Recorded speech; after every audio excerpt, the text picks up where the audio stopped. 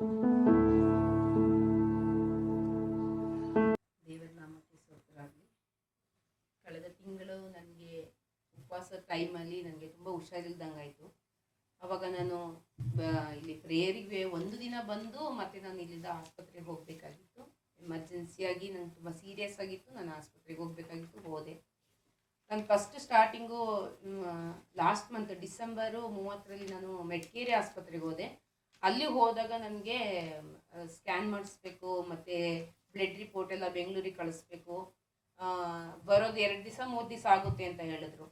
ಆಮೇಲೆ ನಾನು ನನ್ನ ಮಗನಿಗೆ ಹೇಳಿದೆ, ಇಲ್ಲ ಬೇಡ, ನಾನು ಫಸ್ಟು ಚರ್ಚಿಗೆ ಹೋಗ್ತೀನಿ, ಅಲ್ಲಿಂದ ಮತ್ತೆ ನಾನು ಬ್ಲಡ್ ರಿಪೋರ್ಟ್ ಎಲ್ಲ ಕೊಡ್ತೀನಿ ಅಂತ. ಅವನು ನಂಗೆ ಬೈದ, ನಿನಗೆ ಯಾಕೆ ಹಿಂಗೆ ಆಡ್ತೀಯ, ಹಠ ಮಾಡ್ತೀರಲ್ಲಮ್ಮ ನೀವು ಅಂತ. ಸರಿ ಆಯಿತು ಅಂತ ಹೇಳ್ಬಿಟ್ಟು ನಾನು ಹಠ ಮಾಡ್ಕೊಂಡು ಸೀದಾ ನಾನು ಇಲ್ಲಿಗೆ ಬಂದೆ. ಇಲ್ಲಿ ಬಂದು ಪ್ರೇಯರ್ ಮಾಡಿಸ್ಕೊಂಡು ನಾನು ಇಲ್ಲಿಂದ ಡೈರೆಕ್ಟ್ ಹಾಸನ ಹೋದೆ. ನಂಗೆ ಮೆಟ್ಕಲ್ಲಿ ಯಾವ ಸೌಲಭ್ಯನೂ ಇರಲಿಲ್ಲ, ಹಾಗಾಗಿ ನಾನು ಡೈರೆಕ್ಟ್ ಹಾಸನ ಹೋದೆ. ಹಾಸನಲ್ಲಿ ಹೋದಾಗ ಅಲ್ಲಿ ನನಗೆ ಸ್ಟಾರ್ಟಿಂಗ್ ನಾನು ಡಾಕ್ಟ್ರ್ ಹತ್ರ ಹೇಳ್ಕೊತಾ ಇದ್ದೆ, ಸರ್ ನನಗೆ ಈ ಥರ ಪ್ರಾಬ್ಲಮ್ ಇದೆ, ನನಗೆ ಹಾರ್ಟಲ್ಲಿ ಸ್ವಲ್ಪ ಪ್ರಾಬ್ಲಮ್ ಆಗ್ತಾಯಿದೆ. ಹೇಗೆ ಅಂದರೆ ಸ್ವಲ್ಪ ನೋವಿದೆ, ತುಂಬ ನೋವಿದೆ, ಮತ್ತು ಒಂಥರ ಕ್ಯೂ ಥರ ಬರ್ತಾ ಇದೆ ಅಂತ ಹೇಳಿದೆ. ಅವ್ರು ನಾನು ಕೇಳಿದ ತಕ್ಷಣ ಸಡನ್ನಾಗಿ ಅವ್ರು ಹೇಳೇಬಿಟ್ರು, ಇದು ದೊಡ್ಡ ಡಾಕ್ಟ್ರಿಗೆ ಹೋಗಬೇಕಾಗುತ್ತೆ, ದೊಡ್ಡ ಆಸ್ಪತ್ರೆಗೆ ಹೋಗಬೇಕಾಗುತ್ತೆ, ಅಲ್ಲೋಗಿ ತೋರಿಸ್ಬೇಕಾಗುತ್ತೆ ಅಂತ ಹೇಳಿದರು. ಸರಿ ಸರ್, ನನ್ನ ಮಗ ನನ್ನನ್ನು ಆಚೆ ಕಳಿಸ್ಬಿಟ್ಟ. ನಮ್ಮ ಅಮ್ಮನಿಗೆ ಅಮ್ಮನ ಮುಂದೆ ಏನು ಹೇಳಬೇಡಿ ಅಂತ ಆಚೆ ಕಳಿಸ್ದ.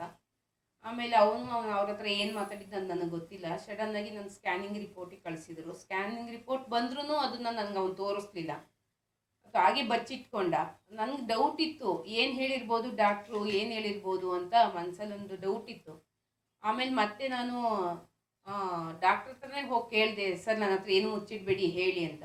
ಅವ್ರು ಹೇಳೋದು, ನಿಮಗೆ ಕ್ಯಾನ್ಸರ್ ಆಗೋ ಮೂಮೆಂಟ್ ಇದೆ, ಫಸ್ಟ್ ಸ್ಟೇಜಲ್ಲಿದೆ, ಹೆದರಬೇಡಿ, ಅದು ಗುಣ ಆಗುತ್ತೆ, ಫಸ್ಟ್ ಸ್ಟೇಜಲ್ಲಿದೆ ಅಂತ ಹೇಳಿದರು. ಸರಿ ಅಂತ ಹೇಳ್ಬಿಟ್ಟು ನಾನು ಮತ್ತೆ ಆಲಯಕ್ಕೊಂದು ಎಲ್ಲರ ನನ್ನ ಸಹೋದರಿ ಅವ್ರ ಸಿಸ್ಟರ್ ಅವ್ರಿಗೆಲ್ಲ ಹೇಳ್ಕೊಂಡು ನಾನು ಪ್ರೇಯರ್ ಮಾಡಿಸ್ಕೊಂಡು ಇಲ್ಲಿಂದ ಮತ್ತೆ ನಾನು ಹೊರಟೆ.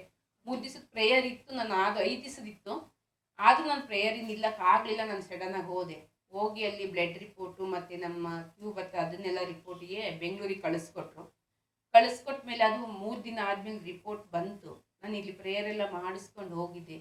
ಅವರು ಫಸ್ಟ್ ರಿಪೋರ್ಟಲ್ಲಿ ಏನಿತ್ತು, ಡೇಂಜರ್ ಅಂತ ಬಂದಿತ್ತು. ಆಮೇಲೆ ಅದು ಬೆಂಗಳೂರಿಗೆ ಹೋಗಿ 3 ದಿವಸ ಆದಮೇಲೆ ಆ ರಿಪೋರ್ಟ್ ಬಂದಿದ್ದು ನನಗೆ ನಾರ್ಮಲ್ ರಿಪೋರ್ಟ್ ಬಂತು.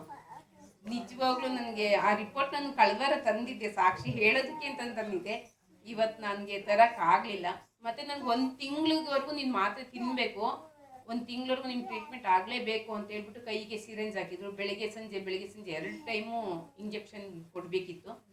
ಆಮೇಲೆ ಅವ್ರು ಹೇಳಿದ್ರು, ನಿಮಗೆ ಕೊಟ್ಟಿರೋ ಮಾತ್ರೆ ಚೀಟಿಗೆ ವಾಪಸ್ ಕೊಡಿ ನನಗೆ ಅಂತ ಕೇಳಿ. ಸರ್ ಯಾಕೆ ನಾನು ಅದು ಮಾತ್ರೆ ತಿಂತೀನಿ ಅಂತ ಕೇಳಿ, ಇಲ್ಲಮ್ಮ ನಿಮಗೆ ನಾರ್ಮಲ್ ನಿಮಗೆ ಕ್ಯಾನ್ಸರೇ ಇಲ್ಲ, ನಿಮಗೆ ಕ್ಯಾನ್ಸರ್ ಫಸ್ಟ್ ರಿಪೋರ್ಟಲ್ಲಿ ಬಂದಿದ್ದು ಕ್ಯಾನ್ಸರ್ ಇದೆ ಅಂತ. ಆಮೇಲೆ ನಾನು ಈಗ ಆಲಯಕ್ಕೆ ಬಂದು ಪ್ರೇಯರ್ ಮಾಡಿಸ್ಕೊಂಡೆಲ್ಲ ಹೋದ್ಮೇಲೆ ನನ್ನ ಪಾಸ್ಟ್ರು ಸಿಸ್ಟರ್ಸು ಎಲ್ಲರೂ ನನಗೆ ಪ್ರೇಯರ್ ಮಾಡಿಕೊಟ್ರು. ನಾನು ದೇವರನ್ನ ಬಲವಾಗಿ ನಂಬಿದ್ದಕ್ಕೆ ನನಗೆ ಸತ್ಯವಾಗ್ಲೂ ಹೇಳ್ತೀನಿ, ದೇವರನ್ನ ಬಲವಾಗಿ ನಂಬಿ ನನಗೆ ಕೊಟ್ಟಂಥ ಸಾಕ್ಷಿನ ದೇವರು ನನಗೆ, ನಾನು ಎಲ್ಲರ ಹತ್ರನೂ ಹೇಳ್ಕೊತಾ ಇದ್ದೀನಿ. ನಾವು ದೇವರನ್ನ ಎಷ್ಟು ನಂಬ್ತೀವೋ ಅಷ್ಟು ನನಗೆ ದೇವರು ಅದ್ಭುತ ಮಾಡಿದ್ದಾನೆ. ಪ್ರತಿಯೊಂದರಲ್ಲೂ ನನಗೆ ಎಲ್ಲರೂ ನನ್ನ ಪ್ರೀತಿ ವಿಶ್ವಾಸದಿಂದ ನನಗೆ ಪ್ರೇಯರ್ ಮಾಡಿಕೊಟ್ಟಿದ್ದೀರಿ.